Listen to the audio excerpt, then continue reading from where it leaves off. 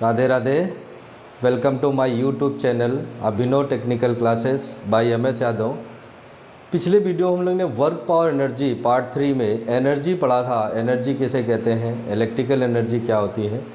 आज हम लोगों का जो टॉपिक है वो ह्यूमन बॉडी का रेजिस्टेंस क्या होता है। अलग अलग क्वेश्चनों में अलग अलग जगह पे अलग अलग कंडीशन पे अलग अलग रेजिस्टेंस होता है।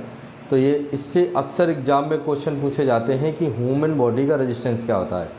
इसके आगे ये भी पूछा जाता है कि जो बॉडी है इसमें करंट से शॉक लगता है या वोल्टेज से लगता है, यानी मनुष्य की बॉडी के लिए क्या हार्मफुल रहता है, क्या हानिकारक ज़्यादा रहता है, करंट या वोल्टेज, या कितने एम्पियर करंट बॉडी में प्रवाहित होने पर क्या इफ़ेक्ट आते हैं। ऐसे क्वेश्चन पूछे जाते हैं। तो इसके बारे में आज हम लोग डिटेल से बात करने वाले हैं। तो हम लोगों का जो आज का टॉपिक सबसे पहला पॉइंट है वो ह्यूमन बॉडी रेजिस्टेंस। तो मनुष्य के शरीर का प्रतिरोध, मनुष्य के शरीर का प्रतिरोध के बारे में आज हम लोग बात करेंगे। तो मनुष्य के शरीर की प्रतिरोध की दो अवस्थाएं ली जाती हैं। एक कहता है गीली अवस्था और एक ड्राई अवस्था, यानी शुष्क अवस्था और नम अवस्था। नम अवस्था में जो रेजिस्टेंस रहता है ये बॉडी रेजिस्टेंस कम होता है। ड्राई पे जब हम गीले सूखे होते हैं तो इसमें रेजिस्टेंस का मान ज़्यादा होता है। तो कितना होता है, कब कितना होता है, इसके बारे में। दूसरा एक छोटा सा क्वेश्चन और रहता है इसमें कि बॉडी आंतरिक प्रतिरोध क्या होता है और स्किन रेजिस्टेंस क्या होता है, या बॉडी का औसत प्रतिरोध क्या होता है, या ओवरऑल अगर हम बात करते हैं तो रेजिस्टेंस हम कहाँ के लेते हैं, आंतरिक प्रतिरोध लेते हैं या बाहरी। तो ज़्यादातर हम बाहरी रेजिस्टेंस की बात करते हैं, लेकिन आंतरिक प्रतिरोध भी होता है। तो आज इसके बारे में हम लोग पढ़ने वाले हैं। तो अगर ये वीडियो आप लोगों को अच्छा लगे तो प्लीज़ लाइक ज़रूर करें और कमेंट करके बताएं कि ये वीडियो आप लोगों को कैसा लगा है, और अपने दोस्तों को शेयर ज़रूर करें। देखेंगे वेट कंडीशन यानी गीली अवस्था, या इसी को हम बोलते हैं नम अवस्था। तो अगर बॉडी गीली होती है, जैसे कई बार हम लोग गीले होते हैं और किसी इलेक्ट्रिक के या किसी वोल्टेज के संपर्क में आते हैं तो हम लोगों को शॉक ज़्यादा लगता है। तो उस कंडीशन में बॉडी शॉक क्यों ज़्यादा लगता है, क्योंकि बॉडी रेजिस्टेंस कम है। रेजिस्टेंस कम होने से शरीर में धारा का प्रवाह ज़्यादा हो जाता है, इसलिए शॉक लगता है।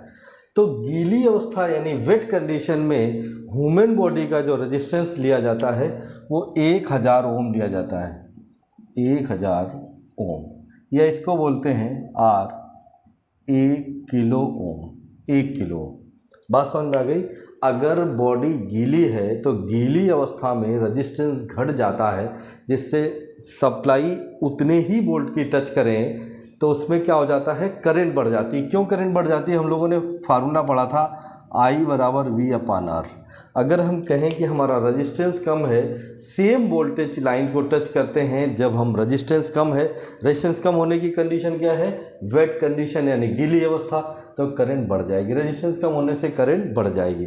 तो बॉडी में यदि ज़्यादा करंट प्रवाहित होने लगेगी तो शॉक ज़्यादा पावरफुल हो जाएगा, शॉक ज़्यादा पावरफुल हो जाएगा। समझ गए बात को। अब हम बात करने वाले हैं ड्राई कंडीशन की। अगर बॉडी हमारी ड्राई कंडीशन में है, शुष्क अवस्था में है, तो इसका रेजिस्टेंस कितना होता है,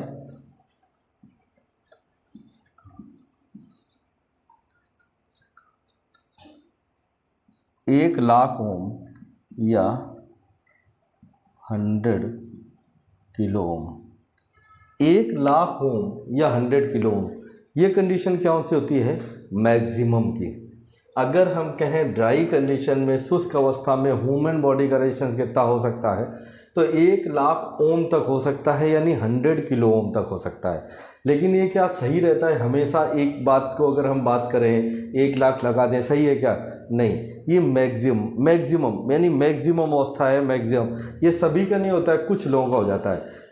कुछ लोगों का रेजिस्टेंस 1 लाख ओम तक होता है। तो कई बार ऐसा देखते हैं हम कि जिनकी बॉडी का रेजिस्टेंस बहुत ज़्यादा होता है, तो वो अगर बेयर वायर, नंगे चालक तार को सीधे हाथ से पकड़ लेते हैं तो उन्हें शॉक नहीं लगता, उन्हें इलेक्ट्रिक करंट नहीं लगता है। तो हम लोग कई बार वीडियो यूट्यूब या अन्य जगहों पर देखते हैं ऐसा कि कोई व्यक्ति सीधे चालक तार को पकड़े हुए है, ना वो चप्पल पहने हो, ना जूते पहने हैं, ना वो इंसुलेटेड है, फिर भी उसे शॉक नहीं लग रहा है। तो उसका कारण क्या है? उसकी बॉडी रेजिस्टेंस अधिक है। तो बॉडी रेजिस्टेंस अधिक होने के कारण उसके शरीर में जो बहने वाली करंट है बहुत कम है, इसलिए उसके शॉक का एहसास नहीं होता है। जैसे हम बात करें कि 1 मिली एम्पियर, 2 मिली एम्पियर या 5 मिली एम्पियर से जो कम करंट होती है, ये बॉडी में हमें प्रभाव नहीं दिखाती, यानी हम इसको महसूस भी नहीं करते हैं, ये कह सकते हैं। तो जब 1 लाख ओम रेजिस्टेंस होता है, ये बहुत ज़्यादा होता है, यानी ये 100 किलो ओम यानी 1 लाख ओम रेजिस्टेंस बहुत ज़्यादा होता है। ये सभी का नहीं होता है। तो अब बात आती है कि मान लीजिए जैसे 100 आदमी है और 100 आदमी का रेजिस्टेंस मेजर करना शुरू किया जाए, तो इनमें जो बीच में औसत रेजिस्टेंस यानी ज़्यादा मैक्सिमम लोगों का जो रेजिस्टेंस माना जाता है ड्राई अवस्था में, शुष्क अवस्था में, वो 10,000 ओम से 30,000 ओम माना जाता है। तो अगर हम कहें औसत जो प्रतिरोध रहता है ड्राई अवस्था में वो कितना रहता है, औसत जो रहता है वो 10 किलो ओम से 30 किलो ओम। ये ज़्यादातर इस कंडीशन में ज़्यादातर लोगों का रेजिस्टेंस पाया जाता है, यानी मैक्सिमम लोगों का रेजिस्टेंस 10 किलो ओम से 30 किलो ओम के बीच में पाया जाता है। लेकिन किसी किसी की बॉडी का रेजिस्टेंस 50 किलो ओम, 60 या 70 यानी 1 लाख ओम तक का भी हो सकता है। मैक्सिमम कितना हो सकता है, 1 लाख तक। और सामान्यतया या सामान्य कंडीशन में जो होता है वो 10 किलो ओम से 30 किलो ओम। तो ड्राई अवस्था में मैक्सिमम के लिए 100 किलो ओम, सामान्यतया कितना होता है 10 किलो ओम से 30 किलो ओम। तो ये याद रखेंगे, इसका स्क्रीनशॉट ले लेना या अपने पास इस वैल्यू को नोट कर लेना, क्योंकि एग्जाम में अक्सर पूछे जाते हैं। तो वेट कंडीशन में 1000 ओम यानी 1 किलो ओम, ड्राई कंडीशन में अधिकतम की जब बात करेगा तो 1 लाख यानी 100 किलो ओम, सामान्यतः की बात करेगा तो 10 किलो ओम से 30 किलो ओम। अब अगली बात आती है कि अगर हम कहें ये रेजिस्टेंस हमारे कहाँ है, स्किन प्रतिरोध है, बाहरी प्रतिरोध है। अब आंतरिक प्रतिरोध की बात करें कि बॉडी का इंटरनल रेजिस्टेंस क्या होता है, तो दरअसल बॉडी का इंटरनल रेजिस्टेंस हर एक पार्ट का अलग अलग होता है। हाथ का अलग होता है, चेस्ट का अलग होता है, पेट का अलग होता है, हेड का अलग होता है, लेग का अलग होता है। अलग अलग बॉडी पार्ट का आंतरिक प्रतिरोध भिन्न भिन्न होता है। तो इस आंतरिक बॉडी पार्ट जो होता है, आंतरिक बॉडी रेजिस्टेंस होता है, बाहरी प्रतिरोध से कम होता है। बॉडी का जो अंदर रेजिस्टेंस होता है वो बाहर की तुलना में कम होता है। तो आंतरिक प्रतिरोध की अगर जब भी बात की जाएगी इंटरनल रेजिस्टेंस की, तो इंटरनल रेजिस्टेंस आंतरिक प्रतिरोध तो देखेंगे इंटरनल रेजिस्टेंस यानी आंतरिक प्रतिरोध बॉडी का कितना हो सकता है, तो 100 ओम से 500 ओम। आंतरिक प्रतिरोध की जब भी बात करते हैं 1000 ओम से कम होता है, 1000 ओम यानी 1 किलो ओम से कम होता है। सामान्य बात में कहते हैं 100 ओम से 500 ओम के बीच में होता है बॉडी का आंतरिक प्रतिरोध, 100 से 500 ओम। बात क्लियर है, इसको ध्यान रखेंगे। अब बात आती है कि ह्यूमन बॉडी का औसत प्रतिरोध क्या होता है। ये क्वेश्चन सबसे ज़्यादा पूछा जाता है। औसत प्रतिरोध एवरेज रेजिस्टेंस क्या होता है। अब वो न नम अवस्था कहता है ना ड्राई अवस्था कहता है केवल। तो जब भी कुछ क्लियर नहीं होता है तो हम हमेशा कम की बात करते हैं। तो कम में औसत जब लेते हैं तो औसत रेजिस्टेंस जो होता है यानी एवरेज रेजिस्टेंस जो होता है यानी औसत प्रतिरोध रहता है वो 1 किलो ओम रहता है, अर्थात 1000 ओम। 1000 ओम बात समझ में आ रही है, कितना होता है 1000 ओम, 1 किलो ओम या 1000 ओम, 1 किलो ओम या 1000 ओम। ये बात समझ में आ रही है, 1000 ओम या 1 किलो ओम। देखेंगे एवरेज रेजिस्टेंस औसत प्रतिरोध, ये क्वेश्चन जब भी पूछा जाता है तो कितना रेजिस्टेंस रहता है 1 किलो ओम या 1000 ओम, 1 किलो ओम या 1000 ओम। जब भी क्वेश्चन पूछा जाए ह्यूमन बॉडी का, मनुष्य के शरीर का औसत प्रतिरोध क्या होता है, तो औसत प्रतिरोध 1 किलो ओम, गीली अवस्था में 1 किलो ओम, शुष्क अवस्था में सामान्यतया 10 किलो ओम से 30 किलो ओम, अधिकतम 1 लाख यानी 100 किलो ओम, और आंतरिक प्रतिरोध 100 ओम से 500 ओम। आंतरिक प्रतिरोध 100 ओम से 500 ओम। अब अगर ये कहा जाए कि गीली अवस्था में कितने वोल्ट का वोल्टेज, कितने वोल्ट तक के वोल्टेज को हमें हानि नहीं होती है या कितने वोल्ट से अधिक वोल्टेज को हमें नहीं छूना चाहिए, तो जब हम गीली अवस्था में हो, नम अवस्था में हो, नम बॉडी हो, उस समय 40 वोल्ट से अधिक का वोल्टेज, 40 वोल्ट से अधिक का जो वोल्टेज होता है वो क्या होता है, हानिकारक होता है। अधिक का वोल्टेज हानिकारक होता है। समझ गए? 40 वोल्ट से अधिक का वोल्टेज हानिकारक होता है। कब हानिकारक होता है? जब अगर हम गीली अवस्था में हैं तो हम 40 वोल्ट से कम वोल्ट का वोल्टेज हमें कोई लॉस नहीं करता है, कोई इफेक्ट नहीं डालता है। लेकिन इससे अधिक 40 से अधिक का जो वोल्टेज होता है ये बॉडी के लिए हानिकारक होता है। अगर हम किस अवस्था में हैं? शुष्क अवस्था में हैं, तो 90 वोल्ट तक का जो वोल्टेज होता है, 90 वोल्ट तक का वोल्टेज हानिकारक नहीं होता है, हानिकारक नहीं होता है। क्लियर है? 90 वोल्ट तक का वोल्टेज जो होता है वो हानि नहीं पहुंचाता है। इससे अधिक के वोल्टेज को सावधानी से नहीं छूना चाहिए। कब? जब हम सूखे हों। तो सूखे में हम 90 वोल्ट तक के वोल्टेज को टच कर सकते हैं, लेकिन गीली अवस्था में 40 वोल्ट से वोल्टेज के अधिक को टच नहीं करना चाहिए। अब एक और चीज़ ध्यान से समझेंगे। जैसे कह देता है कि एक दुबला पतला आदमी है और एक मोटा आदमी है, इसमें रेजिस्टेंस किसका ज़्यादा होगा? रेजिस्टेंस किसका ज़्यादा होगा? तो ये इसमें हमें कंफ्यूज होने की ज़रूरत नहीं कि रेजिस्टेंस किसका ज़्यादा होगा। हम लोगों ने सीधे एक फार्मूला पहले भी पढ़ा था, R directly proportional L upon A। अब R directly proportional L upon A में जैसे हम कह दें एक बहुत पतला आदमी है, एक बहुत पतला आदमी है, तो जो बहुत पतला आदमी है उसका एरिया क्या है? एरिया कम है। और जैसे बहुत मोटा आदमी है, जैसे हमारा, हम मोटे ज़्यादा हैं लेकिन बहुत नहीं है, मोटे हैं लेकिन बहुत नहीं है, तो इसमें जब एरिया ज़्यादा होगा तो रेजिस्टेंस क्या हो जाएगा? एरिया अधिक है तो बॉडी रेजिस्टेंस क्या हो जाएगा? कम।